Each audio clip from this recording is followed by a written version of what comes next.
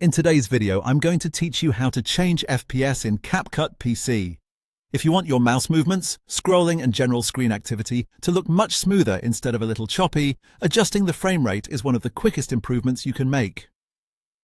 In CapCut on PC, this is very easy to do once you know where the setting is. To begin, move over to your timeline and click once on any empty grey space. The important part here is making sure that no clips are selected. If a clip is highlighted, CapCut may show clip-specific controls instead of the full project settings you need.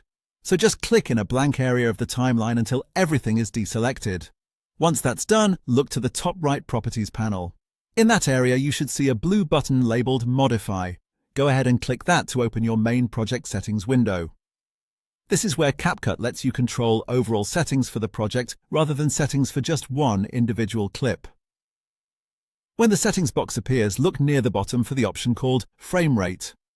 Click on that drop-down menu and you'll see common frame rate choices such as 24, 30 and 60 frames per second. If your goal is to make screen recordings, cursor motion and on-screen movement appear cleaner and more fluid, choose 60 FPS. This higher frame rate is especially useful for tutorials, gameplay-style recordings, and any project where smooth motion makes the video easier and more pleasant to watch. After selecting 60 FPS, click the blue Save button to apply the change. That's all you need to do to update the frame rate for your project.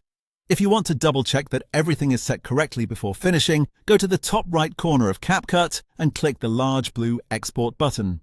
In the Export settings, look through the Video Settings list until you find the frame rate row.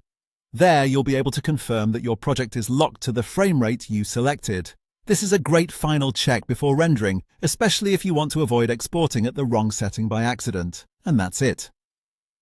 With just a few clicks, you've adjusted the FPS in CapCut on PC and set your project up for a much smoother final result.